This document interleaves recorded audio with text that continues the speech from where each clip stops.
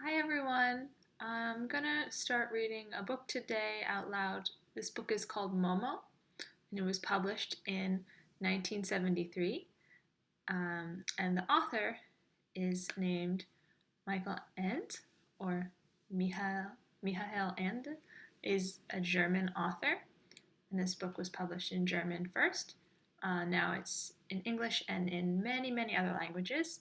Um, this author is pretty famous because he had another story called The Neverending Story, and there's a movie for that, and it's really good. You should give it a watch. Um, yeah, so I have the book here with me today,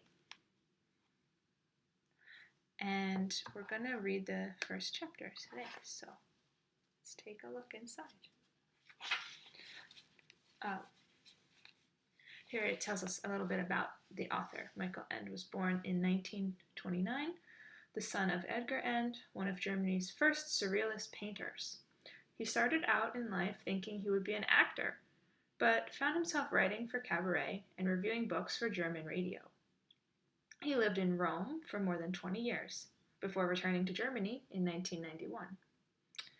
He died in 1995, and he wrote over 30 books, translated into many different languages.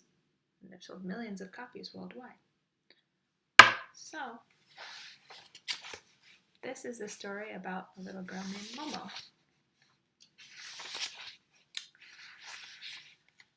Part 1. Momo and her friends.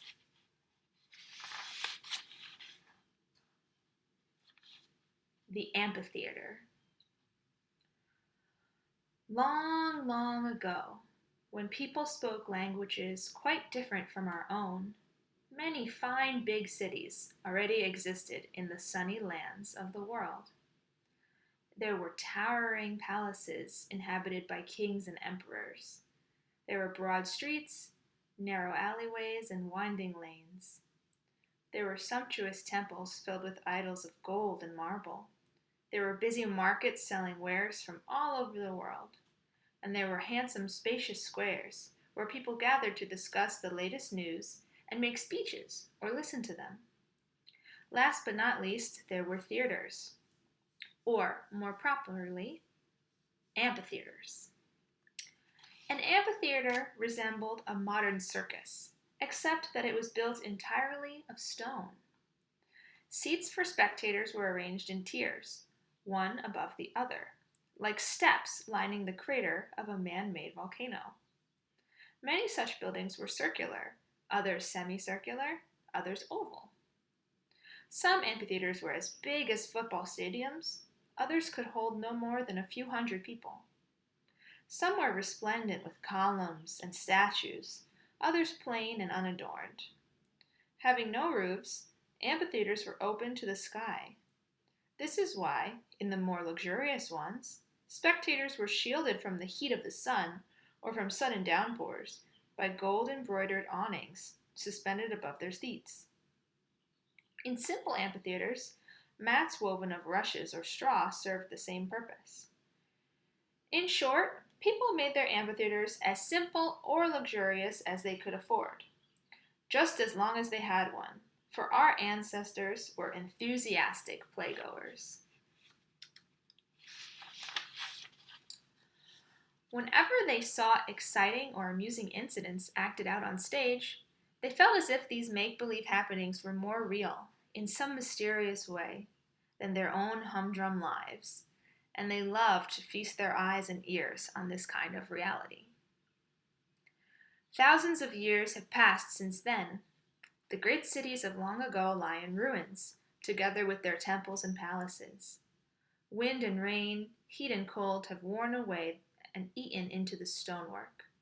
Ruins are all that remain of the amphitheaters, too. Crickets now inhabit their crumbling walls, singing a monotonous song that sounds like the earth breathing in its sleep. Few of these ancient cities have survived to the present day, however.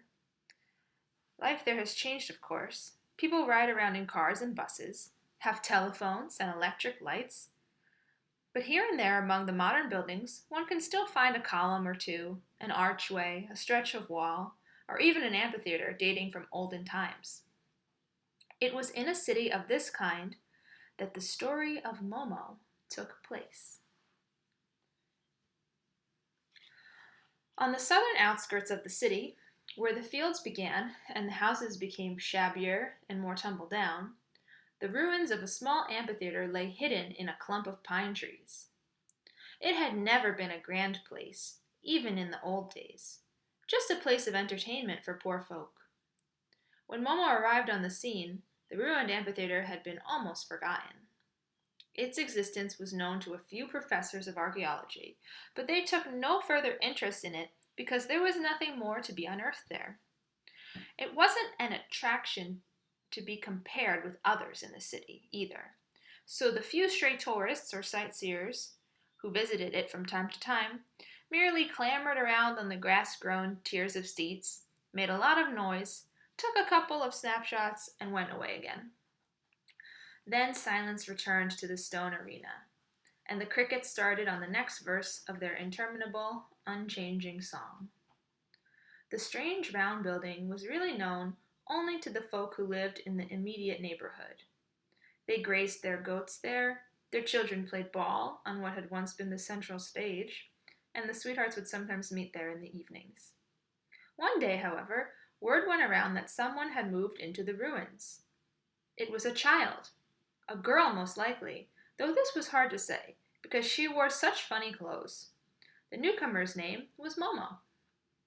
Aside from being rather odd, Momo's personal appearance might well have shocked anyone who set store by looking clean and tidy. She was so small and thin that, with the best will in the world, no one could have told her age.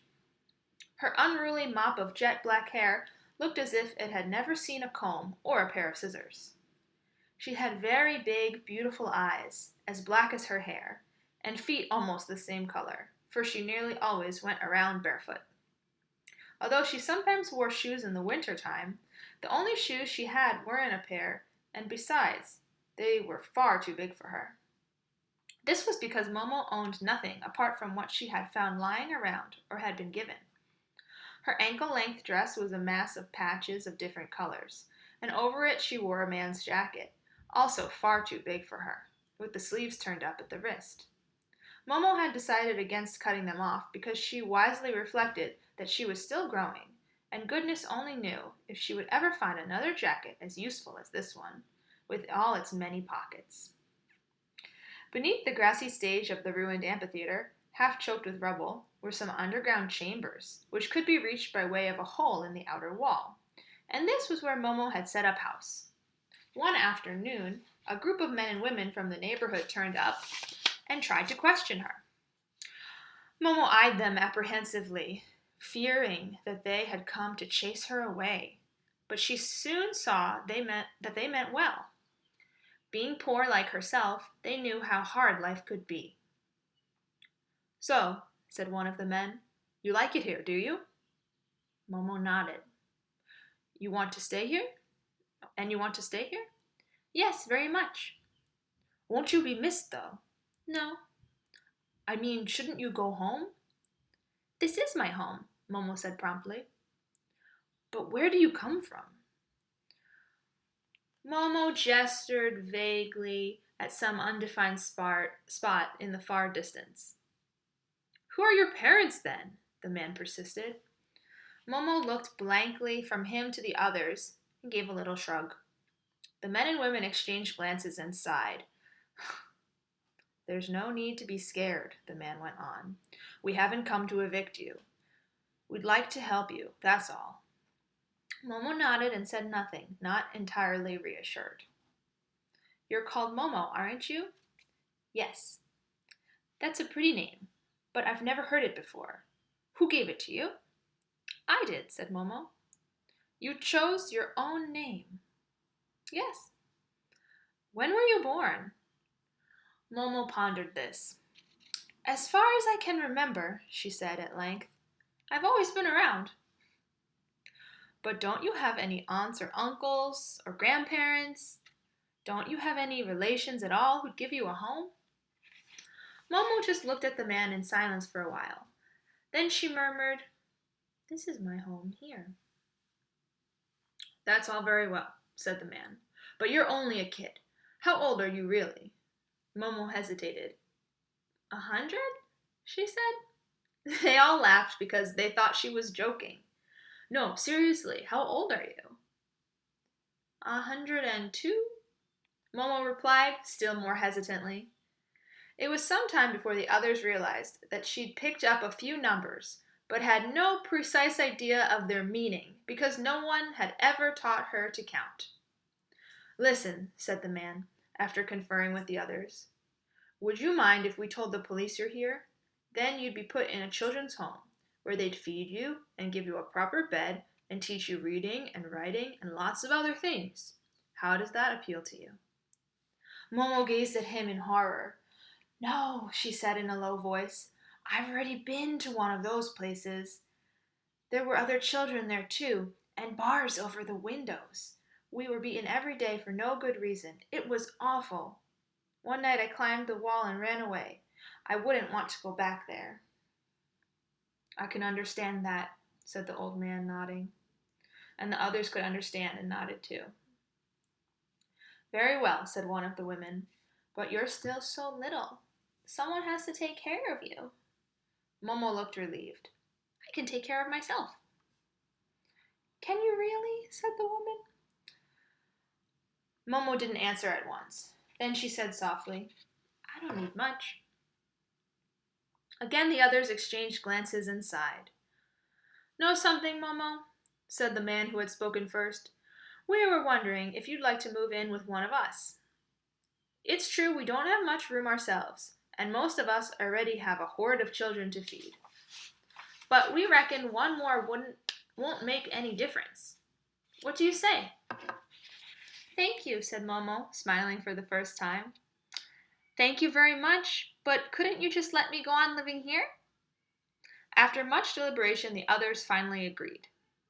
It occurred to them that she would be just as well off here as with one of them, so they decided to look after Momo together. It would be easier, in any case, for all of them to do so than for one of them alone. They made an immediate start by spring cleaning Momo's dilapidated dungeon and refurbishing it as best they could. One of them, a bricklayer by trade, built her a miniature cooking stove and produced a rusty stovepipe to go with it. The old man, who was a carpenter, nailed together a little table and 2 chairs out of some packing cases. As for the womenfolk, they brought along a decrepit iron bedstead adorned with curlicues, a mattress with only a few rents in it, and a couple of blankets. The stone cell beneath the stage of the ruined amphitheater became a snug little room. The bricklayer, who fancied himself an artist, added the finishing touch by painting a pretty flower picture on the wall. He even painted a pretend frame around it, and a pretend nail as well. Last of all, the people's children came along with whatever food they could spare. One brought a morsel of cheese, another a hunk of bread, another some fruit, and so on. And because so many children came, the occasion turned into a regular housewarming party. Momo's installation in the old amphitheater was celebrated as zestfully as only the poor of this world know how. And that was the beginning of her friendship with the people of the neighborhood. That was chapter 1. Thanks.